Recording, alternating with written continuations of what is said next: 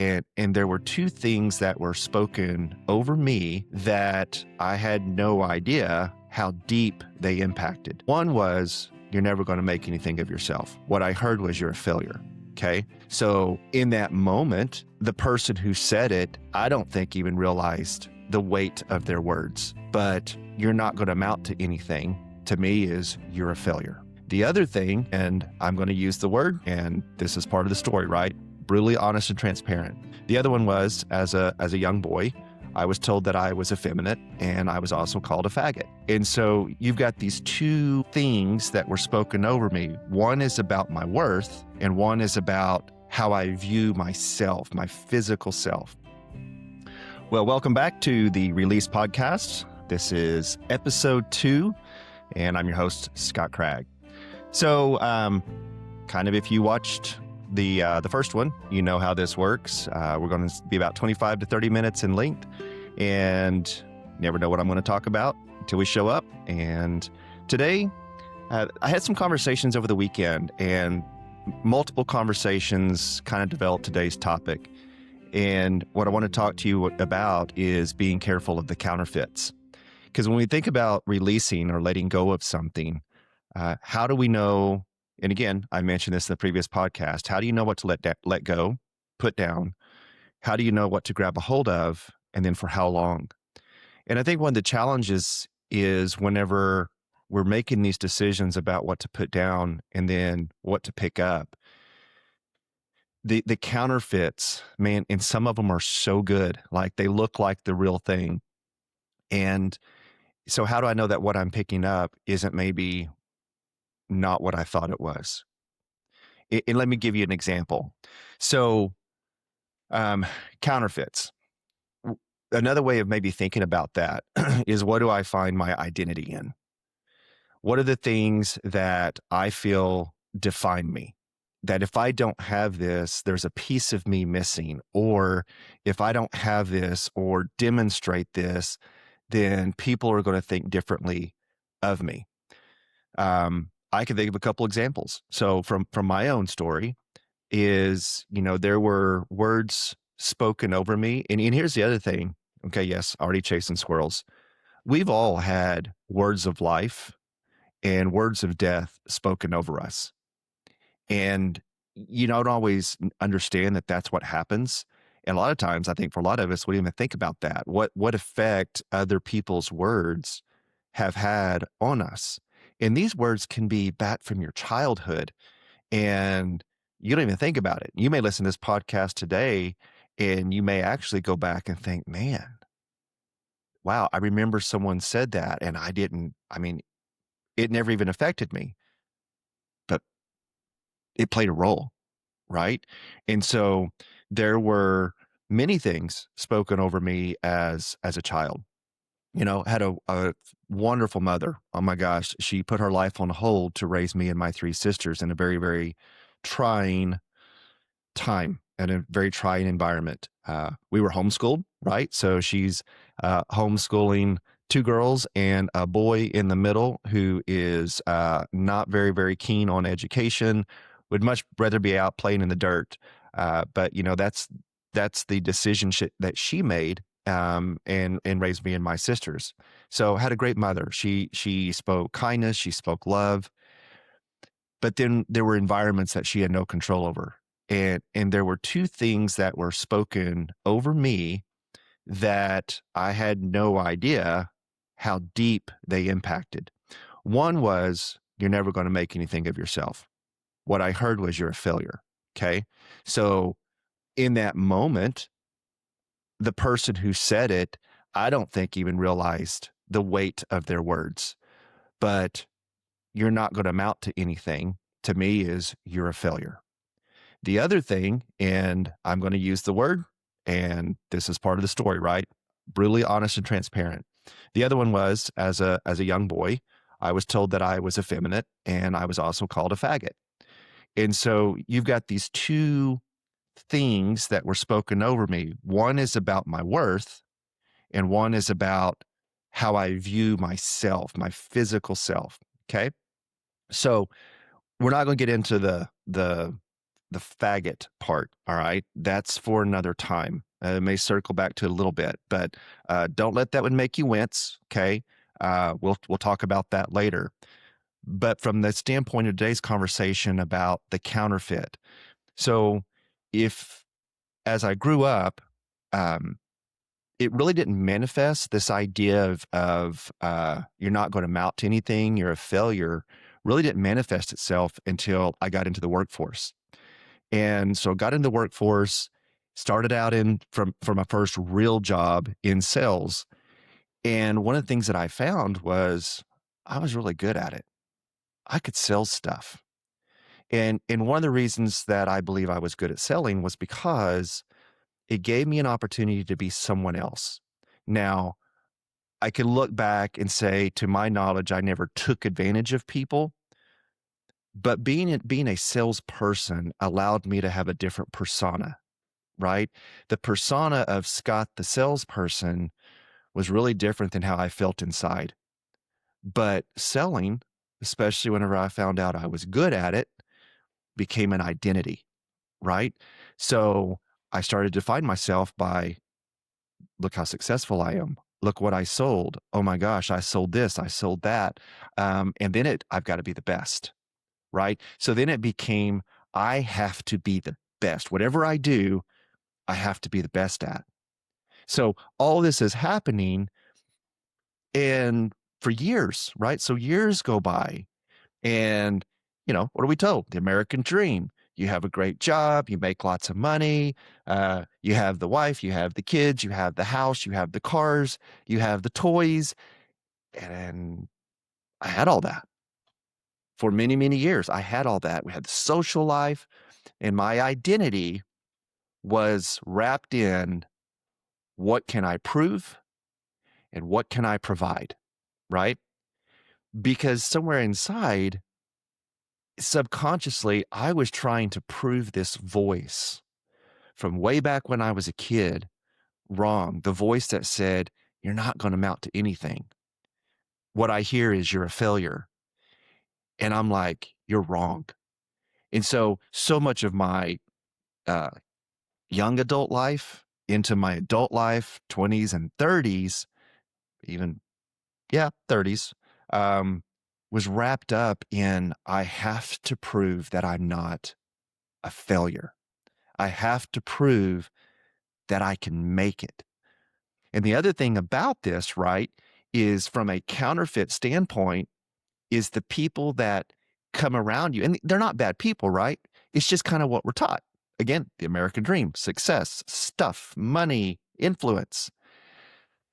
But they come along and they tell you, oh man, you're so great. Oh, you're great. And then you start promoting up, you get job offers, you do all this stuff.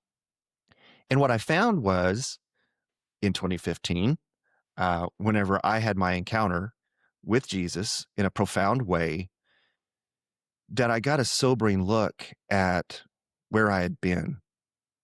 I asked in question in episode 1, why do I believe what I believe? What have I always been taught? What have I been told? I had never taken the opportunity to stop and question that, right? But in 2015, in this encounter with Jesus, I got to ask myself a lot of questions. And part of the book by John Eldredge, Wild at Heart, it brings up this idea of your identity, right? And one of the things that he refers to in one of the chapters is the poser. So what is it that I project? What is my pose that I want everyone else to see? Okay. Now, if you're thinking through this is not like a pointing fingers like, oh, now you got to go dig in your own junk pile of stuff. No, that's not what this is about, right? Now, I'm going to tell you this podcast release, there are going to be things that I'm going to say that you're not going to want to hear. There are going to be things that I'm going to say, you're like, that kind of stings a little bit. I don't want to think about that. But I'm going to ask you to lean into those things because that's where the freedom is at. When you get on the other side of these things that cause you to wince, because ultimately, why are you wincing? Is I don't want to go there. It's fear. It's the unknown. It's taking the first step into something different. It's actually letting go of control. right? And so that's a little bit of background and some building blocks for this conversation of the counterfeit, because counterfeits, your job, right? Does your job bring your identity? Do you feel like your job, that's who you are? Um, Here's another one. This one's going to sting. Your kids. Have you allowed your kids to be your identity? Okay. Now, my email address will be up here. If you want to text me and say, Scott, I think you're dead wrong, we can have a dialogue. We can converse about this. Okay. I have kids. There would be some that would say, Scott, I think you're a terrible dad. You're a terrible dad because you didn't go to every single one of your kids' sporting events. Oh, well, I didn't let my kids' activities define my identity. Okay. Here's the thing, right? This is pushing against the norm. Have you ever stopped to question why? Where did it come from that we find ourselves in a society where a parent's sole purpose is to have their life orbit their children? Okay. Now, I love my sons more than you know, more than they understand. I love my sons. But there are things that our world has done that have told us what is the norm and what is to be expected. If you think back 20, 30 years ago, sports, stepping on more toes. Sports was ancillary to an education. Sports was, yes, it taught teamwork. Now, here's the thing. Scott, did you ever play sports? No, I didn't. I was homeschooled, didn't have the opportunity. Would I have liked to play baseball? Sure, I would have. I didn't get to play sports. And I've been told this. Well, since you didn't play sports, you don't know how to be a team player. Maybe. But I would say I've got lots of great friends, authentic relationships. I'm happy to help anyone that I can. So again, those are the things, right? Like if you say something I don't like, I'm not talking about you, my listener, but the world says, well, you don't talk about sports in a bad way. Like sports is everything. And if you didn't play, then you have no authority to talk about it. Okay. If that's your perspective and your opinion, that's fine. I'm not here to argue. I'm here to give you my opinions, my observations, and my thoughts. But 20 to 30 years ago, sports wasn't like what it's become today. And one of the reasons why I was soured around sports, I think back to my oldest son. He's a gifted athlete, right? At a very early age, he would hunt and fish with me, could shoot a bow whenever he was still in diapers, then started playing baseball, amazing at baseball. And then he played basketball. He's tall, yes. But what I saw was my son was not valued for who he was and to teach him about a sport and to let him use his gifting. My son was used for his gifting. Now, I'm not throwing the coaches under the bus. I'm not sitting here, oh, yeah. It's part of it, right? It's about winning. I've got to win. And I could see it in the coaches. And again, I'm not faulting them, but their identity was in the sport. Their identity was in, I have to win. And then I saw some of the ways they talk to kids. And even worse, like, in baseball, T-ball, I witnessed at one point a coach, and I cannot believe to this day it was allowed, a coach grab a child by his shirt and push him up against the chain link dugout and basically tell him, you better play better. And even worse is how parents have allowed themselves and their emotions to get completely like unreasonable. I've seen things happen in sports that I would never see allowed anywhere else. I've seen coaches talk to children in a way that would never be allowed. Think about this. At church, Sunday school, a party, your work, like why do we allow some of this stuff? Well, it goes back to identity. It's the counterfeit. What am I willing to allow so that I feel confident and comfortable in who I think I am, right? We see it in the career. We see it in sports. Here's another place, okay? Yeah, I'm sorry. Y'all may not listen to this after today, or you may want to go and get some Band-Aids on your toes. Think about church, right? Think about how we identify ourselves with our church or our denomination. And, well, I'm a Baptist. Well, I'm a Methodist. Well, I'm a Pentecostal. Well, I'm an evangelical. I'm a Calvinist. I'm a preacher. I'm an elder. I'm a deacon. I'm a priest. Okay, so those are titles, but is that who you are? Those things speak to a place in our heart that is looking to be seen. I want to be seen. I want to be valued. I want to have worth. And so the counterfeit, oh, well, you go to church on Sunday. That defines you as a good Christian. Oh, okay, I'm a good Christian. You're an elder. Oh, I'm an elder. That must mean I've reached some place in my Christian walk that I'm an elder. I'm a deacon. I'm a Baptist. I'm a Methodist.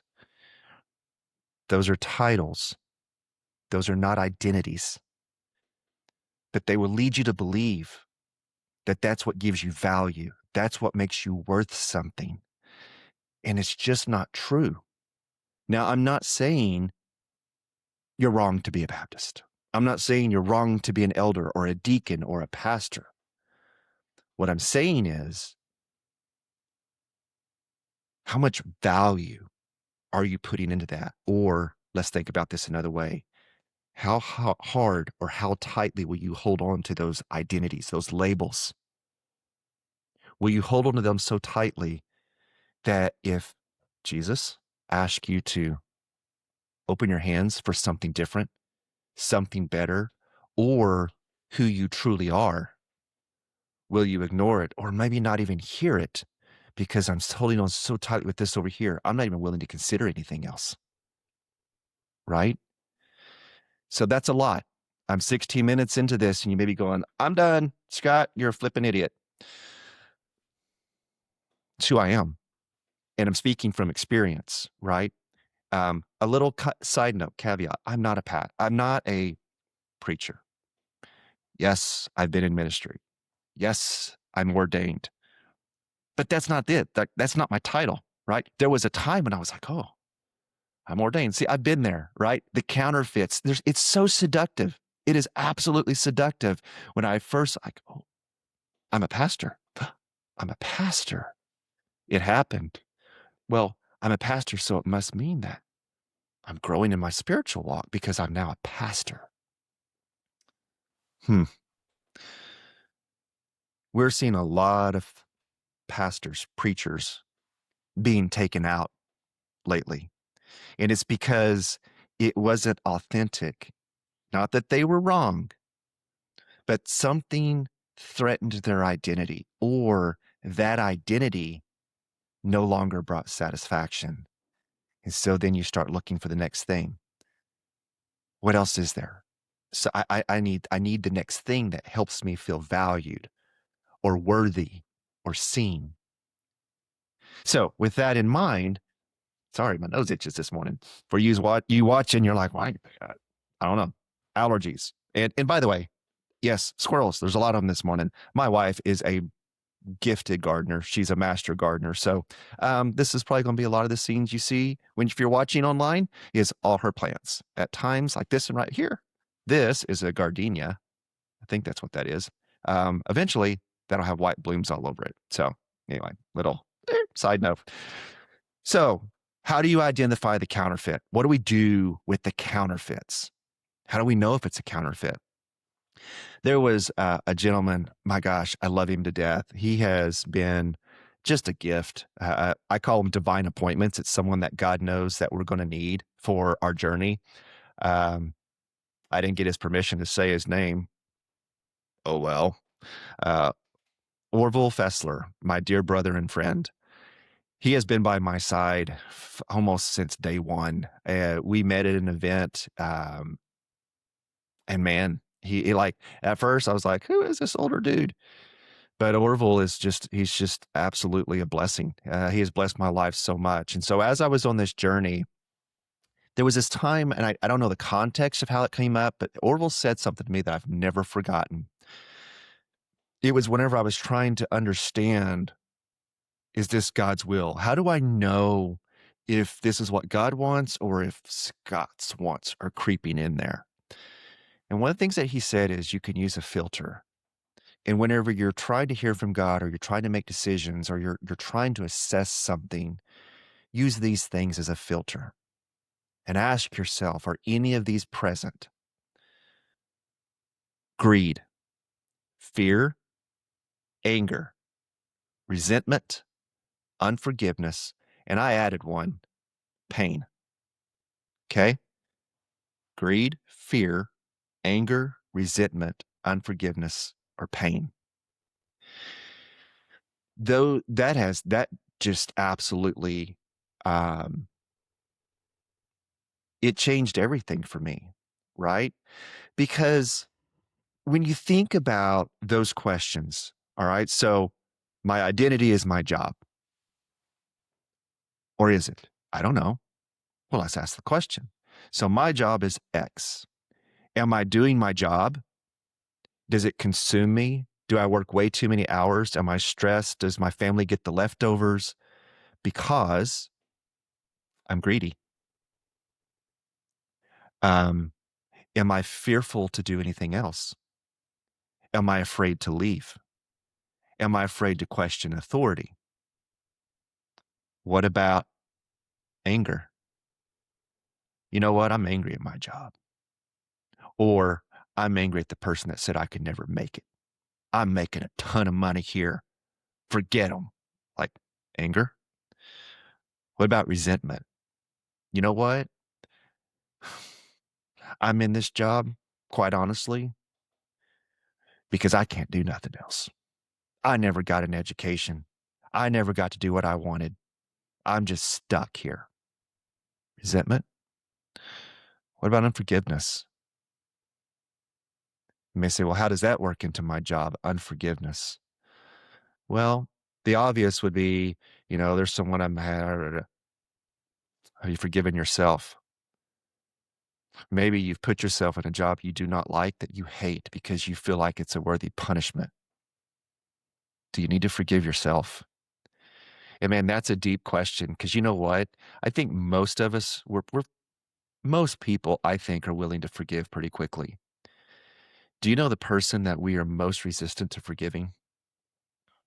Yeah, ourselves. We're quick to give grace to others and we don't give grace to ourselves. We will beat ourselves up. And then here's where the religion comes in. I'm just a miserable sinner. I'm worthless and I don't deserve it. That is not true. That is a lie straight from the pits of hell. I'm telling you right now, you are worth being forgiven. You are worth being given grace to. You are loved. You are seen. You don't need to walk around with your head hung down. I've used this analogy with my own sons. Like if my sons mess up, Dad, I'm sorry. I messed up. Okay, I understand. Doesn't absolve some of the consequences, right? But I don't want my son coming to me tomorrow with his head hung down. Yeah, Dad, I messed up. I messed up yesterday. Dad, I'm sorry. Okay, son, I get it. I know you're remorseful. I get it. Okay, you're good. Let's move forward. And then day 3, they come out. Dad, I'm so sorry. I'm just a mess up. What kind of father would I be if my sons never knew that they were forgiven? I don't need my sons walking around self-deprecating, holding themselves under the water because of remorse. A remorseful, repentant heart, yes, but move forward. Son, you made a mistake. You owned up to it. Awesome. I'm proud of you. Okay, what are the consequences? Let's work through that. Move on. Grasp life and love and freedom. You don't stay there. And I think sometimes we stay in these places because of some of these filters. The last one, pain. right? Maybe I was just hurt. Here's the truth. The words of "you're a failure, you're not going to amount to anything," that hurt. That hurt a lot. And I'm going to prove you wrong because I'm going to numb the pain. I'm going to make it go away. You can't do it on your own. You can't. It's an effort and futility to try to just do it on your own. There's a couple of things that you need. One, I'm glad you found the podcast. I hope as you've journeyed with me this morning, you've probably had a little bit of emotional roller coaster, right? But I hope you find some freedom in this and that you're not alone. Because that's the other thing when I mentioned in the first podcast, you have an enemy, okay? He doesn't play fair. Nothing is off limits. And you know, one of his tricks in his bag of tricks is to isolate you, to make you feel like you're alone. You're the only one. No one else has this problem, right? If I don't have sports as my identity, I have no value. If I'm not part of the church, I have no value. If I'm not a preacher, I have no value. If I'm not a deacon, I haven't arrived. If I'm not the president of the company, if I'm not a manager, if I'm not an executive, I have nothing. And I'm the only one. I'm the only one who can't hit his goals. I'm the only one who is stuck in this situation. See it? Isolation. And your enemy will isolate you because when you feel like you're alone and you're the only one, then he hits you with the one that really hurts, which is hopelessness. You become hopeless. And then you resign yourself to this is just the way it is for me. I'm broken. I'm unloved. I don't deserve grace. I'm a loser. I haven't arrived. It is a terrible game that our enemy plays. And he plays it with our heart. He plays it with our mind. And as I wrap this up, I want you to know, and again, you may say, Scott, I don't do the God thing. I don't do the Jesus thing. Okay. All right. It's not going to stop me from talking about him. Okay. Hopefully over time, you come to know Jesus the way I do. Not the religious Jesus, not the preachy Jesus, the authentic Jesus, because he does love you and he fights for us every day. But unfortunately, we have been ill-equipped with the right tools to understand what's going on, right? I mentioned some of the what John uses. It's like you showed up to a movie 15 minutes late and you're right in the middle of the scene and you have no idea what's going on, right? I think that's where we find ourselves is, okay, so Scott, I listened to you. Now what? Now what do I do? You said some things and okay, first breathe. Breathe. You're not alone. And you don't have to fix this now. Okay? God is a God of redemption. And he's not bound by our time. You know, it took me 36 years before I had my encounter and I was like, oh my gosh, I wasted 36 years. No, it's not a waste. It's not a waste. He redeemed so much of that quick. You don't have to do this alone, okay? I hope to encourage you through this podcast. I made it through. There were times when I didn't think I would, but it did. There's counseling. There are books. None of these things are bad. Now, your enemy says they are. He's going to try to scare you that, well, if I don't have my job, if I don't have my title, if I don't have my position, if I don't have my sports, if I don't have my kids and all their activities, and I look like a great parent on Facebook, because look at all the things I posted. Look how busy I am. Those are counterfeits. I'm not saying you don't have your kids in sports. I'm not saying you don't go to them. I'm not saying you don't go to church. I'm not saying you don't become a pastor. What I'm saying is, it can't be your identity. It can't be what you hold on to so tightly that you miss when God whispers and invites you into something better, something that is true to who He created you to be, something that is true to your identity. Because you have an identity, one that is authentically you. So I'm going to close it with that. The email, I'm going to pop it up on the screen. It is info_release@gmail. Send me an email. Send me recommendations.